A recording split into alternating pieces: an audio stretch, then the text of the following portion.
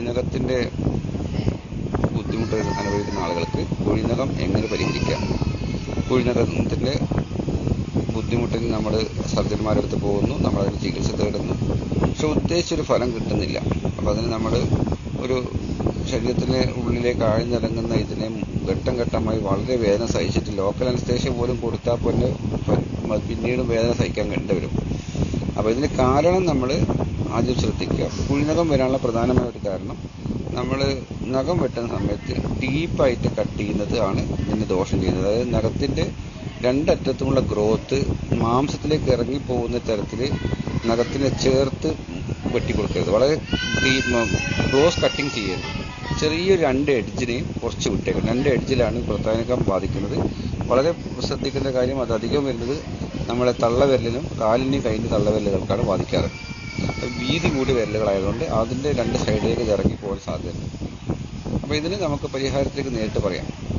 കുഴിനഖം വന്ന ആളുകൾ അവരോട് കാഞ്ഞിരത്തിൻ്റെ ഇല നമ്മുടെ നാടുകളിലെ ഇഷ്ടം പോലെ കാണും. കാഞ്ഞിര വള്ളിയിലെ കാഞ്ഞിര മരത്തിൽ നിന്ന് ഇല എടുക്കണം. ആ ഇല എടുത്ത് നിങ്ങൾ വെട്ടി അത് ചതച്ചിട്ട് നിങ്ങളൊരു വീട്ടിൽ ഉപയോഗിക്കാത്ത ഒരു പാത്രം, അത് ഏത് പാത്രം കുഴപ്പമില്ല, ഒരു മണ്ണിൻ്റെ പാത്രം എന്നാൽ പാത്രത്തിൽ ഇത് ഈ ഇല ചതച്ചിട്ടിട്ട് വെള്ളം ഒഴിച്ചിട്ട് നല്ലോണം തിളപ്പിക്കുക. ഇല ഇടുന്ന മതി തിളപ്പിക്കുന്ന സമയത്തും നമ്മുടെ നാട്ടുവൈദ്യശാസ്ത്ര വിധിയിൽ ഏത് സാധനമാണോ നമ്മൾ തിളപ്പിക്കാൻ ഉദ്ദേശിക്കുന്നത് ആദ്യം വെള്ളം കാഞ്ഞതിന് ശേഷം ഇടുക എന്നുണ്ട്. അതന്നെ ഇവിടെ പാലിക്കാം. അത് നമ്മൾ വൈദ്യന്മാർ പറയും വെള്ളത്തിൽ തിളപ്പിക്കുക എന്ന് പറയുമ്പോൾ നമ്മൾ പച്ചവെള്ളത്തിലിട്ട് തിളപ്പിക്കാൻ പാടില്ല. അതിനെ കാഞ്ഞിട്ട് അതിലേക്ക് മരുന്നിടുക. അത് കാഞ്ഞിരത്തിന് ഇല ഇടുമ്പോൾ അതങ്ങനെ തന്നെയാണ്. ഏത് ഔഷധ നിർമ്മാണത്തിനും ഇതൊരു നിയമം പ്രത്യേകം പാലിക്കണം. അപ്പം നമ്മൾ വെള്ളത്തിലിട്ട് തിളപ്പിച്ചതിന് ശേഷം നിങ്ങളിത് ഇളം ചൂടിൽ കാലിന് ധാര വയ്ക്കും. വളരെ നല്ല രീതിയിൽ ഫലം ഈ കാഞ്ഞിരത്തിൻ്റെ ഇല കൊണ്ട് കുഴിനഖം ഞാൻ മാറിയിട്ട് എൻ്റെ അനവധി രോഗികൾക്ക് ഞാൻ പറഞ്ഞു കൊടുത്തിട്ടുണ്ട്. വേറൊന്ന് നമ്മൾ ഉപയോഗിക്കുന്നത് സ്ഫടികക്കാരം. ഞാൻ നേരത്തെ ഒരു ആയുർവേദത്തിൽ ഒരു നാട്ടുവൈദ്യത്തിലൊരു ഫസ്റ്റ് എയ്ഡ് മെഡിസിൻ എന്ന രീതിയിൽ ഞാൻ സ്ഫടികത്തെക്കുറിച്ച് വളരെ വിശദമായി പറഞ്ഞു കൊടുത്തിട്ടുണ്ട്. വൂണ്ട് കട്ടിങ് ഒക്കെ വരുന്നതിന് ബ്ലീഡിങ് തടുക്കാനുള്ളത് ഈ ഇതിനെ ആലം എന്ന് ഒരു വിഭാഗം ആളുകൾ പറയുന്നുണ്ട്. വേറൊരു കൂട്ടർ അതിനെ പടിക്കാരെന്ന് പറയുന്നുണ്ട്. വേറൊരു വിഭാഗം അതിനെ ഒസാൻ്റെ കല്ലെന്ന് പറയുന്നുണ്ട്. അതിൽ ഈ ബാർബർ ഷാപ്പുകളിൽ ഉപയോഗിക്കുന്ന കല്ല് തന്നെയാണ് സാധനം. ഇതിന് ആലം എന്ന് പറയുന്നൊരു ഭാഗം പറയുന്നുണ്ട്. പക്ഷേ എന്നിരുന്നാലും സ്ഫടികം കല്ല് എന്നതിൽ പറയുന്നുണ്ട്. സ്ഫടികക്കല്ല് എന്ന് പറയുമ്പോൾ സ്ഫടികം തരും. അപ്പോൾ പഠിക്കാരൊന്നും ചിലപ്പോൾ ചോദിക്കുമ്പോൾ നിങ്ങൾ ആ ഭാഷകളൊക്കെ പഠിച്ചിരിക്കാൻ വേണ്ടിയിട്ടാണ് ആ ഭാഷാപ്രയോഗം കൂടി ഞാൻ നിങ്ങൾക്ക് പഠിപ്പിച്ചിരുന്നത്. നിങ്ങളുടെ നാട്ടിൽ ഏത് ഭാഷയാണ് ഉപയോഗിക്കുന്നത് എനിക്കറിയില്ല. അപ്പോൾ ആ ഭാഷയിൽ നമ്മൾ മലയാളത്തിൽ തന്നെ വ്യത്യസ്തമായ ശൈലികളിൽ ഈ വസ്തുവിൻ്റെ പേര് മാറ്റി പറയുന്നുണ്ട്. അതുകൊണ്ടാണ് ഈ പേരും കൂടി നിങ്ങൾ പഠിപ്പിച്ചിരുന്നത്. പ്രാദേശിക ഭാഷാനാമങ്ങൾ അത് ഔഷധങ്ങളുടെ സാധനം തിരിച്ചറിയാനുള്ള അത് ഉപയോഗത്തിലും ഗുണങ്ങൾ മനസ്സിലാക്കാനാണ്. ഈ സ്ഫടികക്കാരം നിങ്ങൾ എന്താക്കുക, സ്ഫടികക്കല്ല് പൊടിച്ചിട്ട് വെള്ളത്തിൽ കലക്കുക. സാധാ വെള്ളത്തിൽ പച്ചവെള്ളത്തിൽ കലക്കുക, ചൂടുവെള്ളത്തിൽ കലക്കൊന്നും വേണ്ട. വെള്ളത്തിൽ ഇങ്ങനെ കലക്കി കൊടുത്താൽ അത് പിന്നെ ഡിസോൾവ് ആയിട്ട് നിൽക്കും. അപ്പോൾ കുറഞ്ഞ പൊടി വെള്ളവും കൂടി മിക്സ് ആവും. അപ്പോൾ വെള്ളം എടുക്കുന്ന സമയത്തേക്ക് ഒരു ലിറ്റർ വെള്ളം എടുത്തോ. 1 ലിറ്റർ വെള്ളത്തിലേക്ക് ഒരു 50 ഗ്രാം സ്ഫടികക്കാരം പൊടിച്ചെടുക്കും.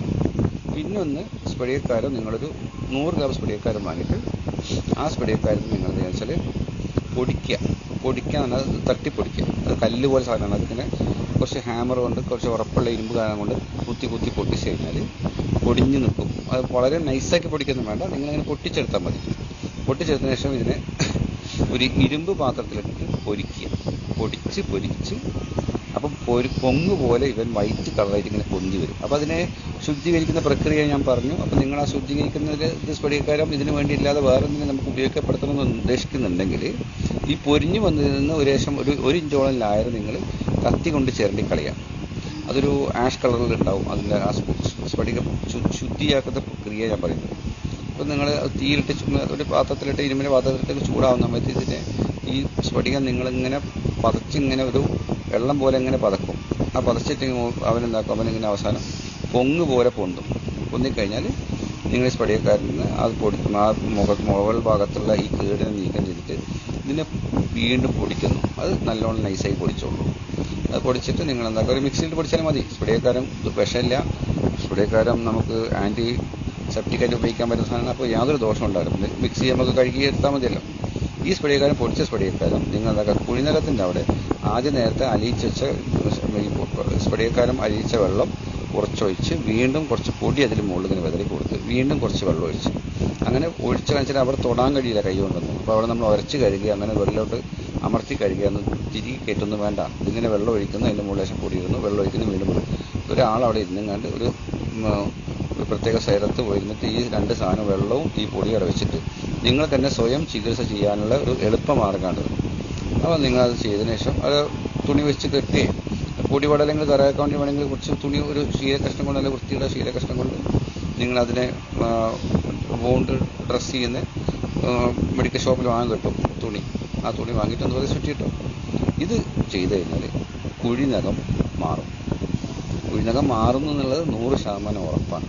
അപ്പോൾ നിങ്ങളത് നിങ്ങളുടെ വീട്ടിലുള്ള ആൾക്കാർക്കോ നിങ്ങളുടെ കുടുംബങ്ങളോ ബന്ധുമിത്രാദികളോ നിങ്ങളുടെ നാട്ടിലാർക്കെങ്കിലും ഉണ്ടാകുമ്പോൾ കുഴിനകത്തിന് ചികിത്സയ്ക്ക് വേണ്ടിയിട്ട് ഒരു ഹോസ്പിറ്റലിൽ കുഴിനകത്തിൻ്റെ ബുദ്ധിമുട്ട് അനുഭവിക്കുന്ന ആളുകൾക്ക് കുഴിനകം എങ്ങനെ പരിഹരിക്കാം, കുഴിനകത്തിൻ്റെ ബുദ്ധിമുട്ടിന് നമ്മൾ സർജന്മാരുടെ അടുത്ത് പോകുന്നു, നമ്മളതിന് ചികിത്സ തേടുന്നു, പക്ഷെ ഉദ്ദേശിച്ചൊരു ഫലം കിട്ടുന്നില്ല. അപ്പോൾ അതിന് നമ്മൾ ഒരു ശരീരത്തിലെ ഉള്ളിലേക്ക് ആഴ്ന്നിറങ്ങുന്ന ഇതിനെ ഘട്ടം ഘട്ടമായി വളരെ വേദന സഹിച്ചിട്ട് ലോക്കൽ അനസ്തേഷ്യ പോലും കൊടുത്താൽ പോലെ പിന്നീട് വേദന സഹിക്കാൻ വരും. അപ്പോൾ ഇതിന് കാരണം നമ്മൾ ആദ്യം ശ്രദ്ധിക്കുക. കുഴിനകം വരാനുള്ള പ്രധാനമായ ഒരു കാരണം നമ്മൾ നഖം വെട്ടുന്ന സമയത്ത് ഡീപ്പായിട്ട് കട്ട് ചെയ്യുന്നത് ആണ് ഇതിന് ദോഷം ചെയ്യുന്നത്. അതായത് നഖത്തിൻ്റെ രണ്ടറ്റത്തുമുള്ള ഗ്രോത്ത് മാംസത്തിലേക്ക് ഇറങ്ങിപ്പോകുന്ന തരത്തിൽ നഖത്തിനെ ചേർത്ത് വെട്ടി